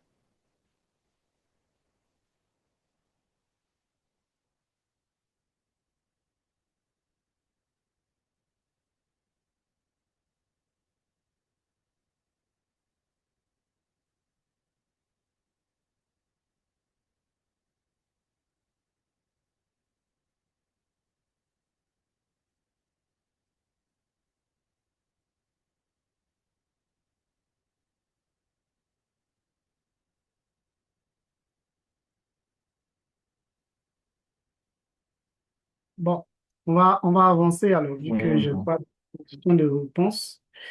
Euh, donc, ici, nous avons 2 réponses qui peuvent être correctes. Nous avons dans un premier temps un bloc bifasciculaire et également un bloc de branche gauche. Et il faut savoir que la branche gauche du faisceau de His comprend au moins 2 branches. Du coup, dès l'instant qu'on a un bloc de branche gauche complet, on a automatiquement un bloc bifasciculaire. Euh, le bilan qui a été réalisé comprenait une biologie qui était normale. Nous avons également réalisé une échographie Doppler cardiaque qui a montré une bonne FEVG avec des cavités cardiaques qui étaient état normal et sans valvulopathie significative. Et la seconde question est, quelle est l'exploration que vous réalisez par la suite?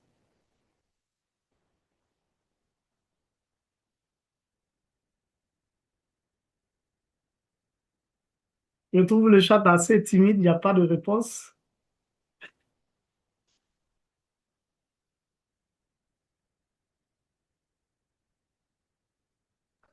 Alors, bonjour tout le monde, je suis Docteur Boka. Je vais essayer de répondre aussi. Bonjour, docteur Boka. Oui,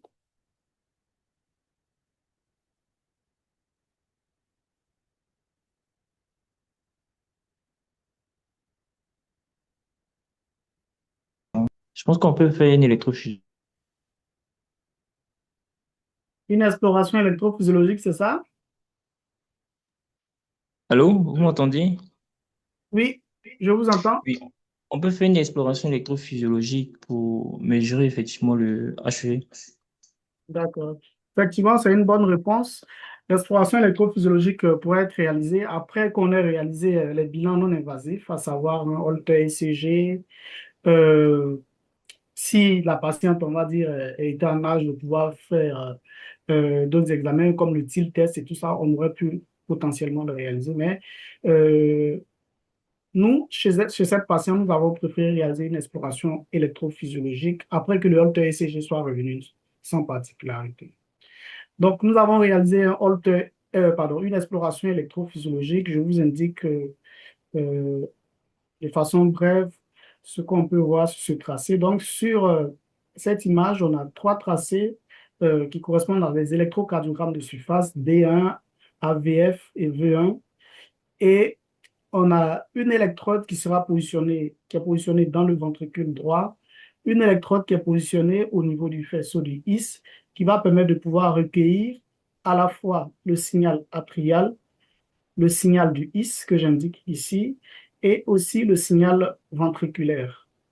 Donc, à travers ces signaux, on va pouvoir mesurer ce qu'on appelle le HV, qui va traduire le temps de condition intraventriculaire.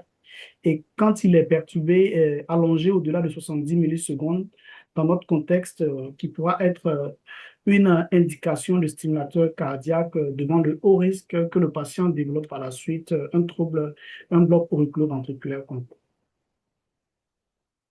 Donc, ce cas clinique me permet de pouvoir aborder les principales indications de l'exploration électrophysiologique. Il faut savoir que l'exploration électrophysiologique a trois indications majeures que j'ai regroupées sous la forme d'un bilan à visée diagnostique.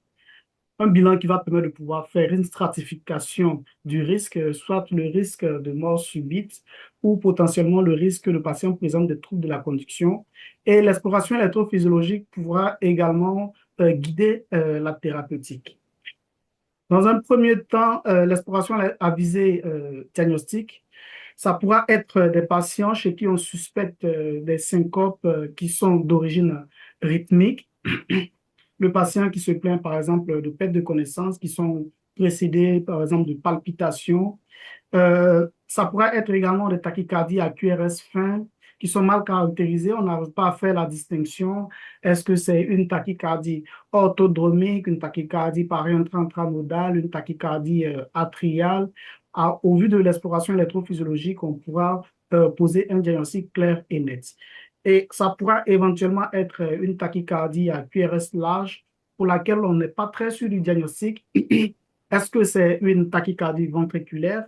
Est-ce que c'est une tachycardie supraventriculaire avec aberration de conduction, voire une tachycardie supraventriculaire qui siège sur un bloc de branche qui était préexistant?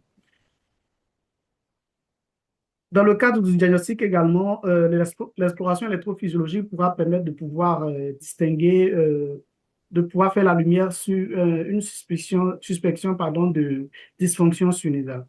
On pourra également permettre de diagnostiquer les blocs auriculo-ventriculaires qui sont parocystiques, mais aussi les pseudo-BAV pourront être mis en lumière à travers l'exploration électrophysiologique. L'autre indication, c'est la stratification du risque.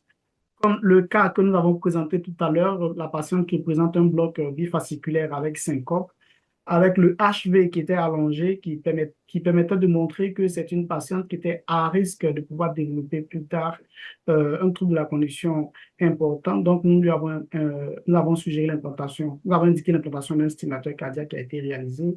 C'est aussi les patients qui présentent des des préexcitations qui sont asymptomatiques. Ou comme le professeur Adoubi en parlait tout à l'heure, dans le post-infarctus du myocarde, les patients qui ont une fraction d'éjection qui est intermédiaire et qui présentent des tachycardies ventriculaires non soutenues. Et également, en cas de suspicion de tachycardie ventriculaire sur cardiopathie, on pourrait potentiellement réaliser l'exploration électrophysiologique. La dernière indication principale de l'exploration électrophysiologique s'adresse dans le cas de tachycardie, soit par entrée intranodale et les tachycardies orthodromiques, où elle pourra permettre de pouvoir guider la décision thérapeutique. Dans le cas du flux atrial, au travers de l'exploration électrophysiologique, on pourra savoir s'il s'agit d'un flux atrial qui est droit ou gauche et pouvoir savoir où est-ce qu'on fera potentiellement l'ablation. Si c'est un flûteur qui est ismodépendant, on pourra faire l'ablation de l'isthme cavo-tricuspide. Dans le cas de Wolff-Parkinson White symptomatique, cela aussi va permettre de pouvoir euh, affiner et pouvoir prendre la décision par rapport au traitement. Donc, je fais un petit résumé en ce qui concerne les principales indications. Quand est-ce qu'il faudra adresser potentiellement le patient au rythmologue afin qu'il puisse réaliser une exploration électrophysiologique.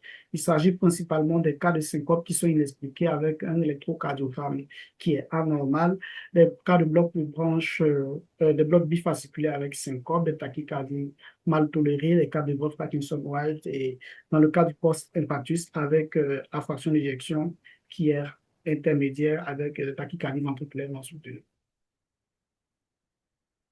Nous passons à présent à notre deuxième cas clinique. J'espère cette fois-ci un tout petit peu d'engouement. Il s'agit donc d'un patient de 55 ans qui est hypertendu, diabétique, qui présente également une cardiopathie ischémique qui a été admis pour une difficulté respiratoire avec des palpitations, chez qui l'examen physique a retrouvé des chiffres de tension qui sont à 80-65 mm de mercure avec une fréquence cardiaque qui est rapide à 270 battements par minute. Nous avons retrouvé également un tableau d'insuffisance cardiaque globale. Donc, je présente l'électrocardiogramme et je vais laisser le soin à l'Assemblée de pouvoir me dire potentiellement quelle est l'interprétation que vous pouvez en faire.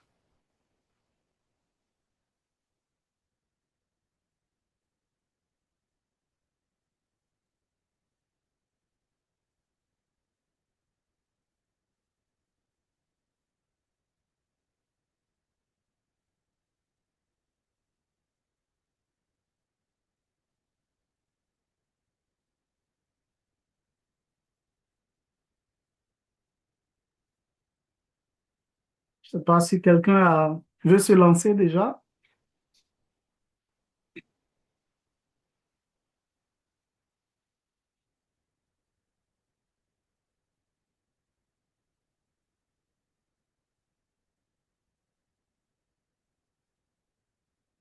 pense qu'on a des médecins cardiologues qui sont en formation. N'hésitez pas hein, à lever la main, à prendre la parole pour... Je pense qu'on va finir, on va finir par désigner, hein, parce qu'il n'y a pas beaucoup d'engouement. Hein. Je vais finir par désigner, je vais regarder au pif et puis je vais désigner. Hein. Donc, un peu plus d'engouement.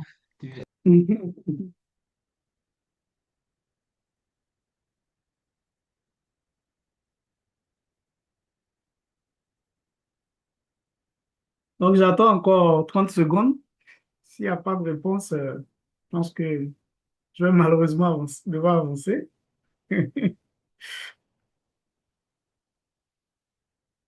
Mais je souhaiterais que ce soit participatif, sinon ça ne servirait pas à grand-chose.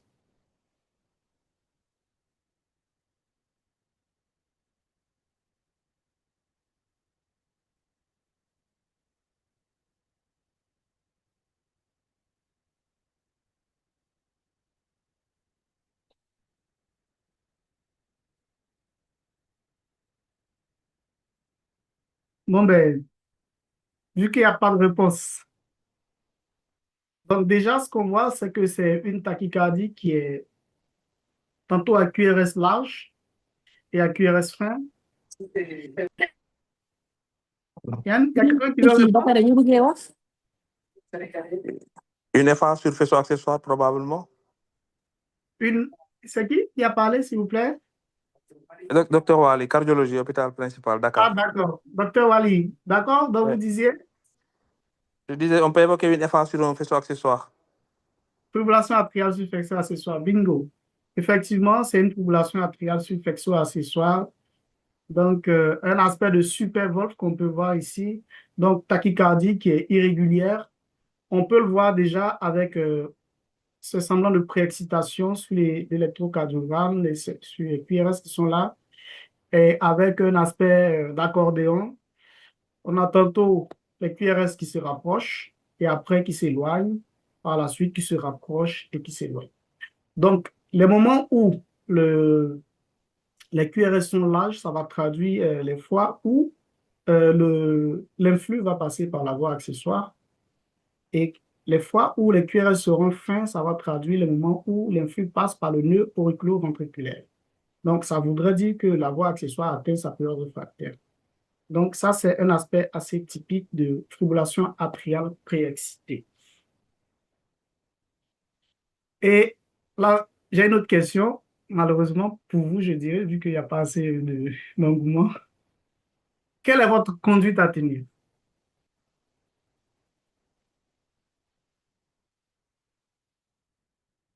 Qu'est-ce que vous faites face à cela? On peut voir la tolérance hémodynamique. Si c'est mal Euh, je, toléré, re- il faut... je reviens en Pardon? arrière. Je reviens en arrière pour le cas clinique. La pression artérielle à 80-65, fréquence cardiaque à 270 battements par minute, patient en insuffisance cardiaque. Ah. Moi, je l'aurais choqué. D'accord. Qui dit autre chose? Docteur Wali propose une cardioversion électrique. Est-ce qu'il y a une autre proposition de réponse?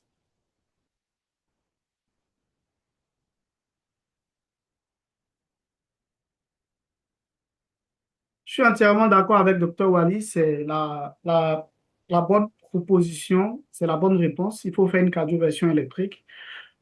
Dès l'instant où nous avons un trouble du rythme, peu importe, peu importe le mécanisme du trouble du rythme, dès l'instant où il est mal toléré, il faut aller vers la cardioversion électrique. Ici, l'amiodarone, elle est contre-indiquée dans les cas de FA préexcité. Il en est de même pour elles sont classées en classe 3 avec le bêta-bloquant. La digoxine n'a pas d'indication également dans les cas de FA préexcité. Les molécules qui pourraient potentiellement être utilisées, c'est la procaïnamide et puis la flécaïne. La flécaïne dont on dispose, mais généralement dans notre contexte ici, on n'en dispose pas par voie intraveineuse.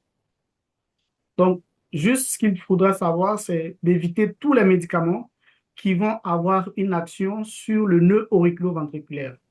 Parce que comme je l'ai montré ici tout à l'heure, les médicaments qui vont avoir une action sur le nœud auriculo-ventriculaire vont avoir tendance à bloquer le passage au niveau du nœud auriculo-ventriculaire et donc favoriser davantage le passage vers la voie accessoire, du coup, majorer probablement l'altération de l'état hémodynamique avec la tachycardie qui va se mettre.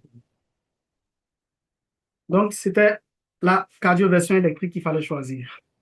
Donc, une autre question encore, c'est après la stabilisation de votre patient, qu'est-ce que vous lui proposez? Est-ce que vous lui proposez un traitement antiarythmique et il rentre chez lui? Vous lui proposez une ablation de la voie accessoire, une ablation de la fibrillation atriale, ou vous faites juste une surveillance et puis vous voyez comment ça se passe?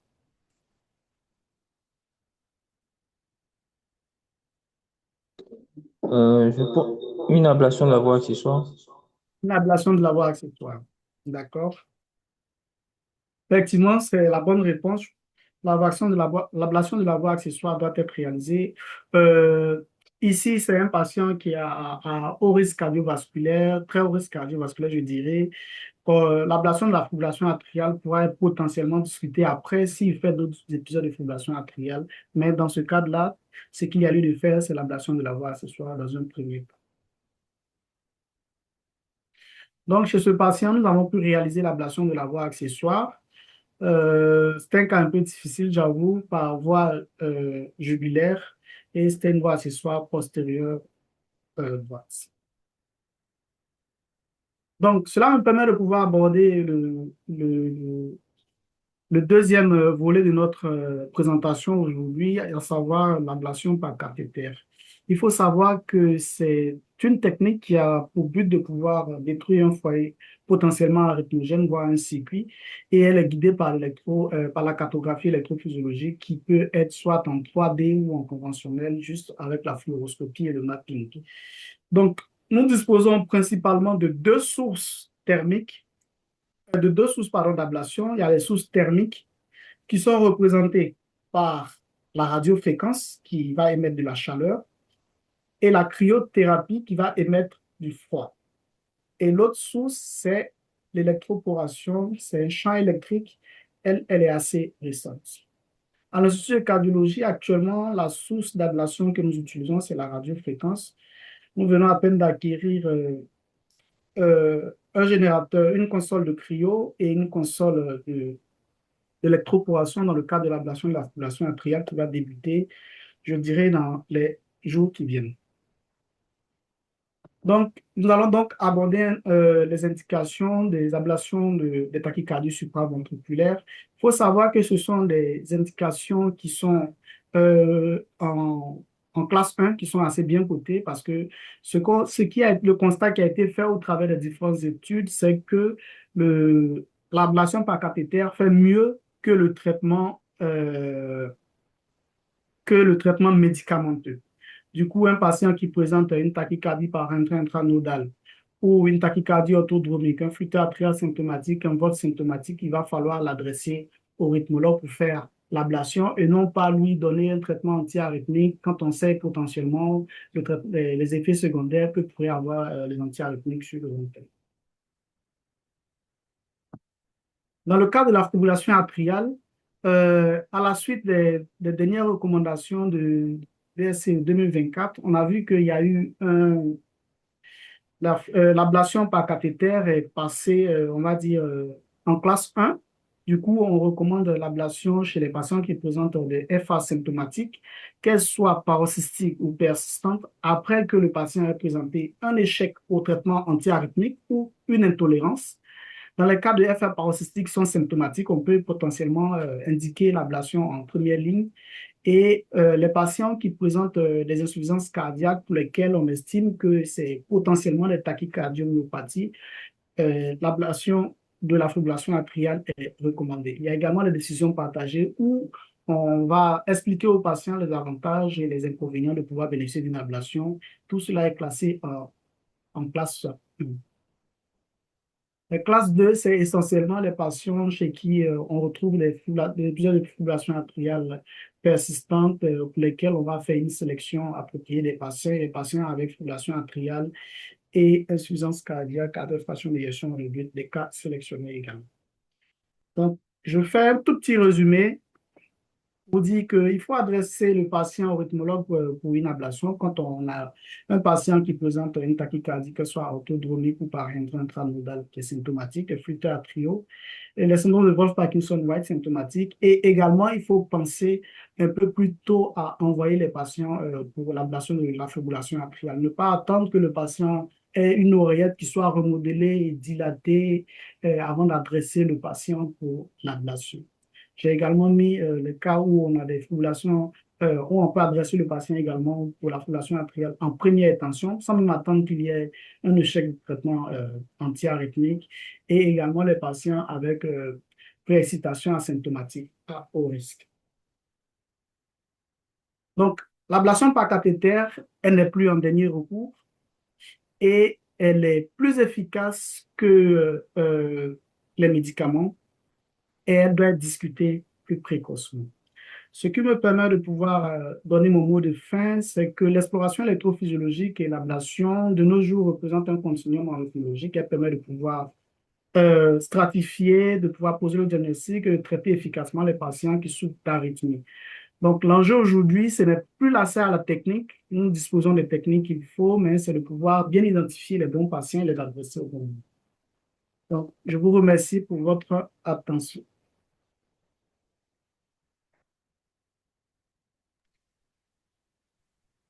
Ok, merci Stéphane pour cette belle, brillante présentation à des cas cliniques, mais je pense que les gens étaient un peu timorés. Je pense qu'ils pensaient peut-être à leur plat de soir aller manger, peut-être.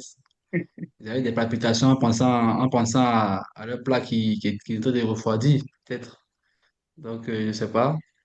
Mais c'était bien, merci beaucoup. En tout cas, de nous présenter en tout cas les indications de l'ablation. On voit que ce sont des techniques qui commencent à être de plus en plus accessibles dans plusieurs pays. D'autres ont démarré il y a un peu plus longtemps, notamment euh, les l'équipe sénégalaise en particulier dans notre contexte. Mais aujourd'hui, ces techniques sont aujourd'hui vulgarisées, il y a beaucoup d'indications.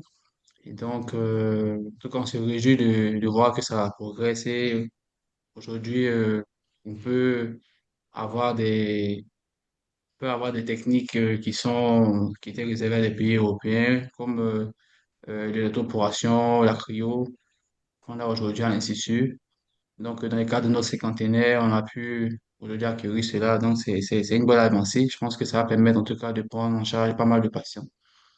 Voilà. Donc, merci beaucoup et on attend des questions. Donc, si vous avez une ou deux questions, en tout cas pour clore cette présentation, nous attendons. Merci. Alors, professeur Yao, Oui, cher maître. alors avec votre permission, puisque moi je dois me déconnecter, je voulais intervenir rapidement sur les trois présentations pour juste faire Entendu, cher quelques maître. plaidoiries. Oui, par rapport à la... D'abord, remercier hein, Stéphane, c'est très clair. Je vais peut-être commencer par lui.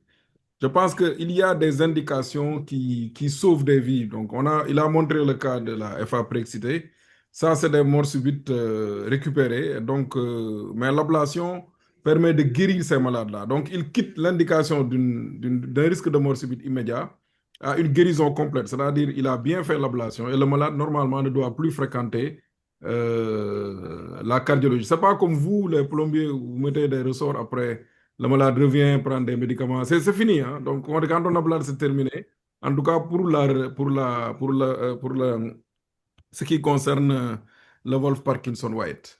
Deuxième entité nosologique, c'est le flotteur auriculaire typique, le flotteur de type commun. Je pense que vraiment, puisque vous avez des outils qu'il faut, tous les cardiologues doivent adresser les flotteurs pour une ablation. Parce que avec l'ablation, il y a moins de 2% de récidive. Donc, je pense qu'il faut aller directement vers l'ablation pour les flotteurs. Pour la réentrée intranodale aussi, c'est une technique bénigne, mais vraiment, si le malade commence à avoir beaucoup de récidives, là aussi, l'ablation permet de guérir le patient. Donc, c'est ça, c'est des messages. La première intervention aussi, le professeur Nguessa a rappelé l'importance de la resynchro. La resynchro, c'est magnifique, mais il faut le faire tôt. Donc, le professeur Adoubi a parlé de la fenêtre dorée. Je pense que pour la resynchro aussi, c'est extrêmement important. Il ne faut pas attendre le stade D de l'insuffisance cardiaque où il ne reste que l'assistance circulatoire et donc la transplantation pour envoyer les malades à la resynchro. Ben, malheureusement, c'est ce qui se passe habituellement. Les cardiologues, ils font tout ce qu'ils peuvent. Après, si le malade est au bout du rouleau, ils l'envoient vers la synchro. Après, ça ne marche pas. On dit que c'est une technique qui ne marche pas. Alors que c'est parce qu'ils l'ont envoyé très tard. Donc, un bon bloc de branche gauche, QRS large, FEVG basse, il faut l'envoyer à la synchro. Quelqu'un qui a 40% de FEVG, qui a un BAV complet, on sait qu'en le stimulant, on va le désynchroniser. Il faut lui proposer un triple chambre d'emblée. Donc, voilà les indications préférentielles pour la synchro. Maintenant, le défibrillateur, je pense que le professeur Adoubi a été clair. Ce n'est pas la peine que je commente. C'était très clair par rapport à tout ce qui a été dit. Et encore une fois, merci de nous avoir invités à cette session. Nous, nous sommes invités, mais je pense que c'était très bien parce qu'on a beaucoup appris. Merci encore une fois à tous ceux qui ont présenté au professeur Adoubi pour l'initiative. Merci. Merci, cher maître. Merci vraiment pour ces commentaires.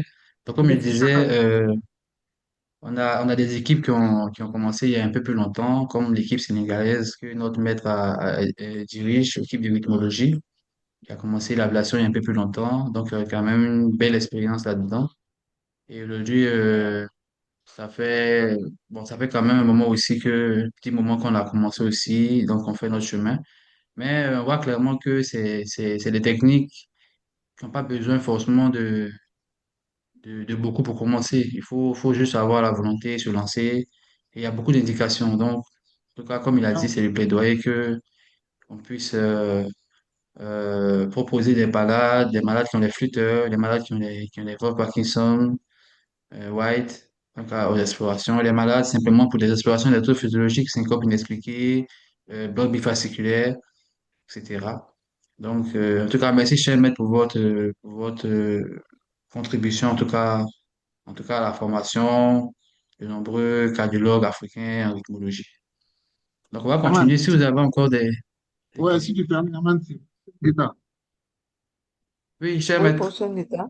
Oui, merci, merci à vous tous. Adama, avant qu'Adama ne parte, je voudrais aussi le remercier pour sa participation et puis pour son implication, comme tu as dit, dans la formation en rythmologie. Cher ami, en tout cas, merci beaucoup. Je sais que Merci.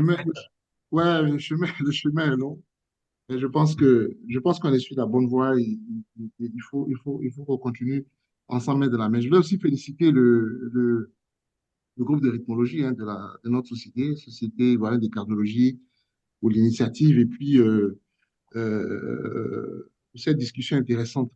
Moi, je voudrais en fait, en tant que chef du pôle international de l'Institut de cardiologie d'Abidjan, qu'aujourd'hui en Côte d'Ivoire, et c'est le message hein, avec le professeur Doubi depuis quelques années qu'on essaie de faire passer, qu'aujourd'hui, il y a des indications en rythmologie que tous, en tant que cardiologues, on doit savoir, notamment ces indications dont on a parlé cet après-midi sur la prise en charge de ces anomalies rythmiques.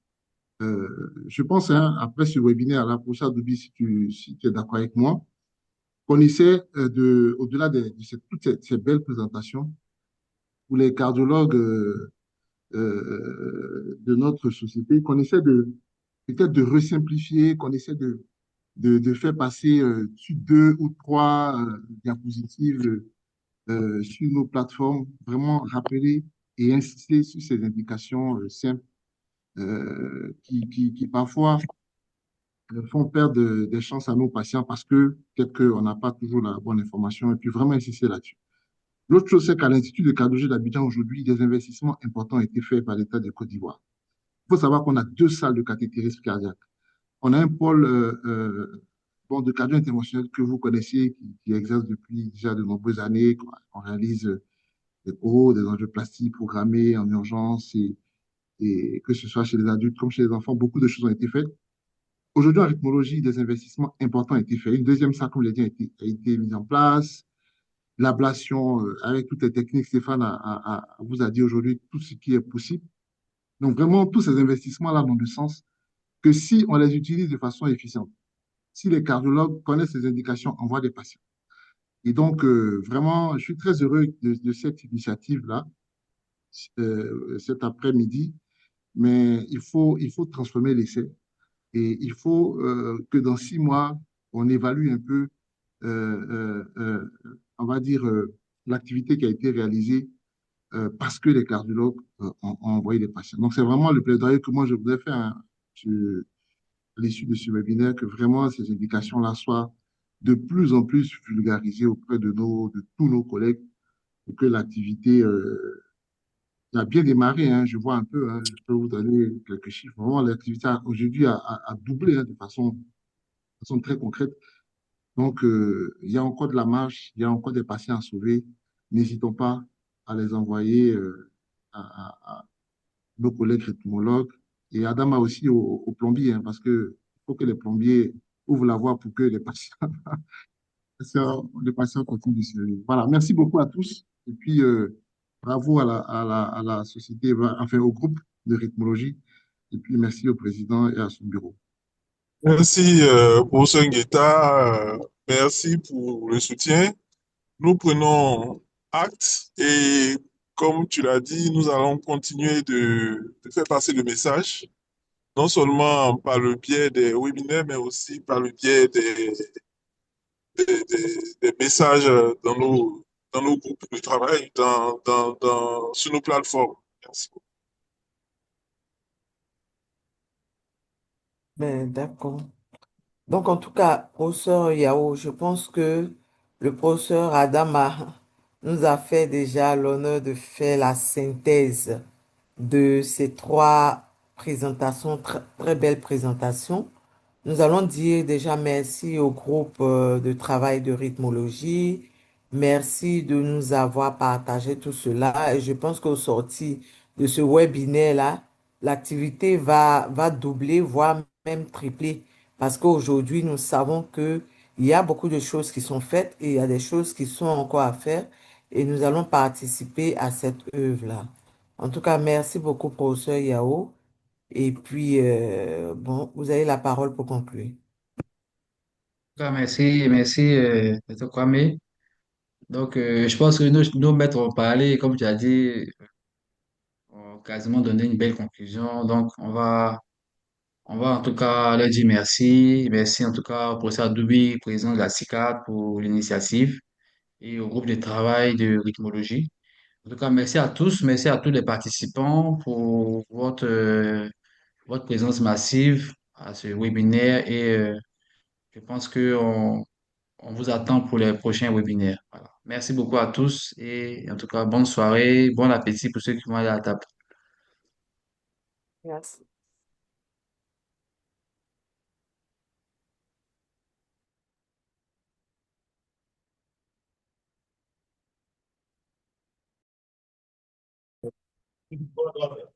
Ok, tu maintiens également, mais aussi un tout petit peu le niveau de jeu.